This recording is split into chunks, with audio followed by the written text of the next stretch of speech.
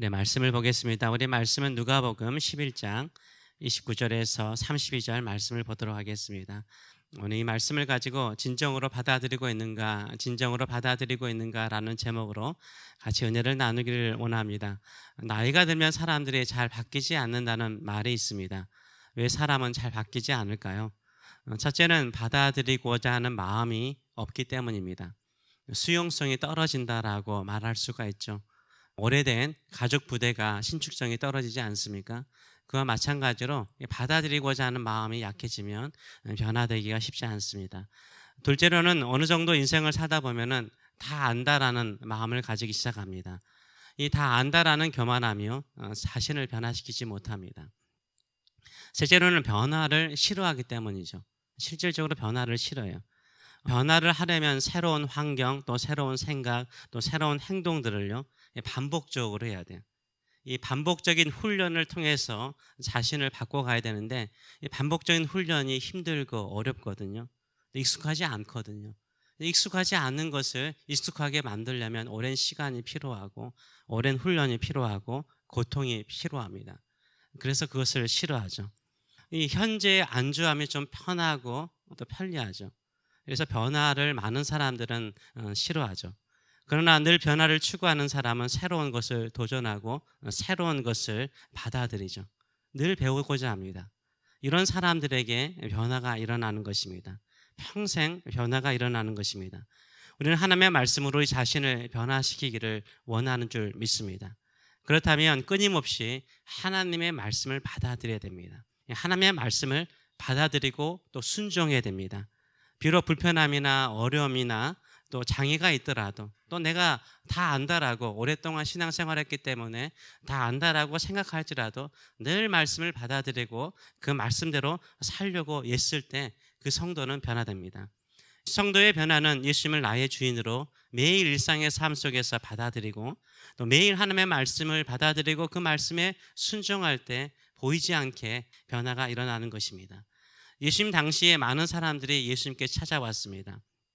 예수님의 말씀을 듣고자 찾아왔습니다. 그러나 예수님의 마음은 늘 답답했습니다. 왜냐하면 말씀을 받아들이고 영접하는 마음들이 없었기 때문이었습니다. 예수님께서 말 못하는 사람의 귀신을 쫓아냈습니다. 그래서 그 사람이 말하기 시작하였습니다. 근데 어떤 사람은 예수님이 귀신의 왕 바알세불을 힘입어서 귀신을 쫓아낸다라고 예수님을 비난하였습니다. 또 어떤 사람은 하늘로부터 내려오는 표적을 구하였습니다. 이미 예수님께서 귀신을 쫓아내는 것 자체가 표적인데도 불구하고 다른 것을 원했어요. 다들 자기 생각대로 자신들이 바라는 대로 예수님을 평가하고 예수님을 바라보고 있었습니다. 예수님을 영접하고 예수님의 말씀을 받아들이고 예수님의 말씀을 따라 변화시키는 사람이 그리 많지 않았어요. 하도 답답하여서 예수님께서 이런 말씀을 하십니다. 우리 11장 29절 30절 같이 한번 읽어보겠습니다. 무리가 모였을 때 예수께서 말씀하시되 이 세대는 악한 세대라 표적을 구하되 요나의 표적밖에는 보일 표적이 없나니 요나가 느니웨 사람에게 표적이 됨과 같이 인자도 이 세대에 그러하리라 라고 말하고 있어요. 이 사람들이 모여들었다는 것은 사람들의 무리가 계속해서 증가되었다, 더 많이 모여들기 시작하였다라고 말하고 있어요. 사람들이 많이 모여드니까 얼마나 좋습니까?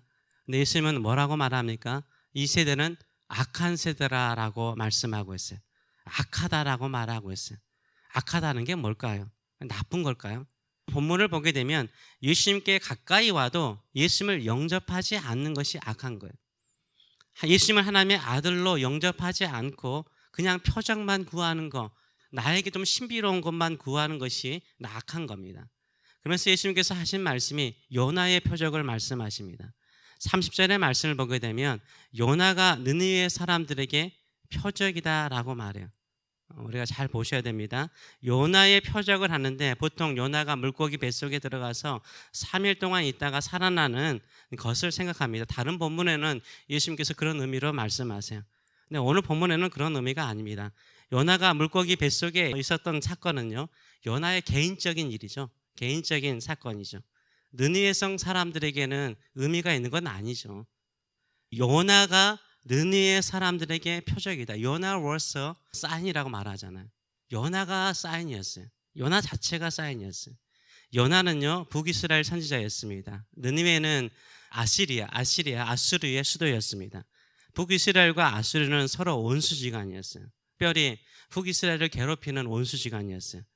이때 요나를 느느웨 성에 보내서 회개하지 않으면 40일 이내에 심판을 받을 것이라는 하나님의 말씀을 선포하도록 요나를 보내십니다. 근데 요나가 자기 민족적인 원수인 느느웨에 가기를 싫어하죠. 그래서 억지로 마지못해서 느느웨 성에 가서 회개하라, 그렇지 않으면 심판받는다, 아무런 힘도 없이요 하루 동안 가서 외쳤습니다.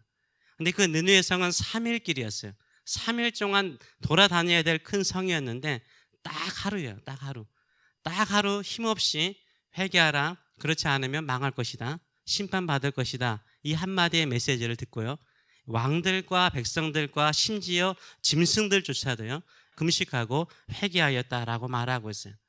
북이스라엘 선지자 요나가 이방인 도시 느느웨 성에 가서 회개하라, 그렇지 않으면 심판받을 것이다 외쳤는데 원성이 회개하고 하나님의 용서를 받았어요.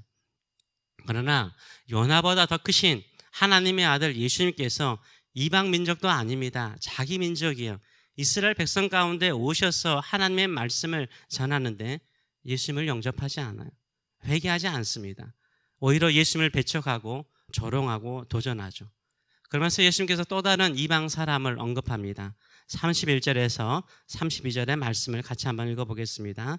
심판때에 남방 여왕이 일어나 이 세대 사람을 정죄하리니 이는 그가 솔로몬의 지혜로 말을 들으려고 땅 끝에서 왔음이거니와 솔로몬보다 더 큰 이가 여기 있으며 심판때에 느니웨 사람들이 일어나 이 세대 사람을 정죄하리니 이는 그들이 요나의 전도를 듣고 회개하였음이거니와 요나보다 더 큰 이가 여기 있느니라. 솔로몬 시대에 솔로몬의 지혜로운 말씀을 듣기 위해서요 몇 달을 여행해서 온 남방 여왕 시바 여왕을 말하죠. 시바 여왕이 왔다라고 말하고 있어요. 솔로몬보다 더 크신 하나님의 아들 예수님께서 더 은혜로운 말씀을, 더 지혜로운 말씀을 전하는데도 그의 백성들이 받아들이지 않는다라고 예수님께서 한탄하시는 것을 우리가 볼 수 있습니다. 결국 영접하지 않는 사람은요 심판날에 심판받습니다. 느느웨 성 사람들도 이방인들이었습니다. 남방 여왕도 이방 사람이었습니다. 느느웨 성 사람들은 요나의 메시지를 듣고 회개하고 하나님의 용서를 받았습니다. 남방 여왕도 땅끝에서 와서 솔로몬의 지혜를 듣고 하나님의 백성이 되었죠. 이들 모두 이방인들이었어요. 그러나 예수님 당시의 세대는요 하나님의 아들 예수님을 영접하지 않아요.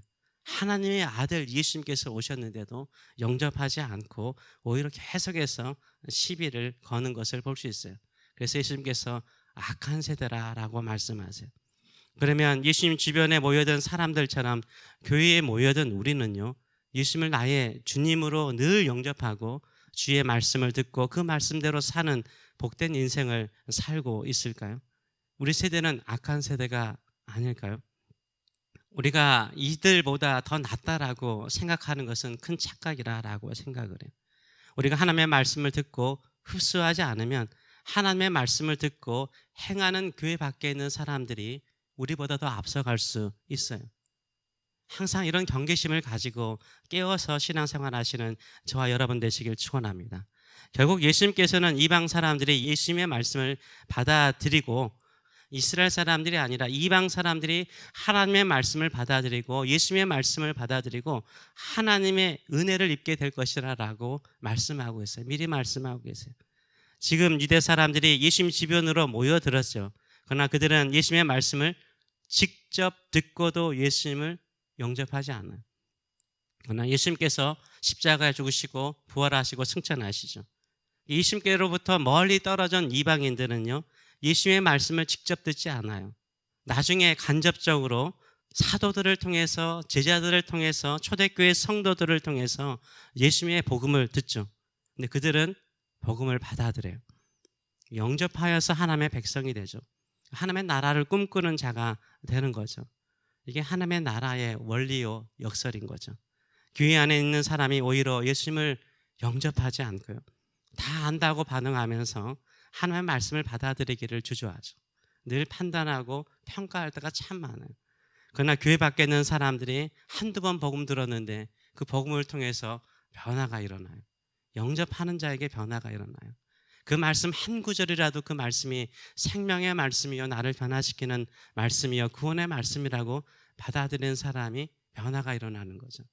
우리가 교회 안에 있고 늘 새벽을 깨우기 때문에 나는 깨어있다라고 우리가 스스로 착각할 때가 참 많은 것 같아요. 저도 복음서를 읽을 때마다 예수님께서 가장 많이 책망하는 사람이 누굽니까? 바리새인들이죠. 가장 많이 성경을 안다, 연구한다, 전한다, 가르친다 하는 바리새인들을 향해서 그렇게 책망하세요. 저도 항상 그 입장입니다. 내가 바리새인이라는 입장에서 서서 말씀을 듣고자 합니다. 늘 말씀을 듣을 때마다 흡수하세요.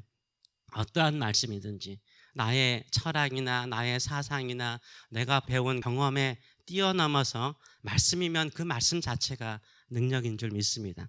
그 말씀을 받아들이세요. 그래서 나중된 자가 먼저 되는 거예요. 그게 하나님의 법칙인 거예요. 항상 영접하는 자가 크게 쓰임 받습니다. 받아들이는 자가 그 말씀의 능력을 경험하게 되는 줄 믿습니다. 주께서 부르실 때 응답하는 자가 쓰임받는 줄 믿습니다. 이런 믿음을 가지고 늘 주께 나가시는 저와 여러분 되시길 축원합니다. 기도하겠습니다. 살아계신 하나님 아버지, 은혜를 감사드립니다. 우리 주님께서 우리를 보실 때 어떻게 보실지 늘 생각합니다. 오늘 또 우리의 마음을 엽니다. 은혜의 보좌 앞에 앉는데 은혜를 사모하며 나갑니다. 주님의 자비와 긍휼하심 없이는 우리가 주의 존전 앞에 나올 수 없는 자입니다. 예수 그리스도의 피로 말미암아 정결하게 하시고 오늘 또 여기까지 우리가 살아온 것도 다 주의 은혜였습니다. 주께서 자비를 베푸시고 인내하시고 기다리시기 때문에 여기까지 온 것을 우리가 아옵니다. 그러기에 더욱더 주께 가까이 나갑니다. 모든 것을 받아들입니다. 말씀하신 대로 살겠습니다. 그 말씀이 나의 생명이요, 그 말씀이 나의 능력이요, 그 말씀이 나의 축복입니다. 그 말씀 따라 살며 하늘나라 이루는 저희들의 삶 되게 하여 주시옵소서. 감사드리며 예수님의 이름으로 기도하옵나이다. 아멘.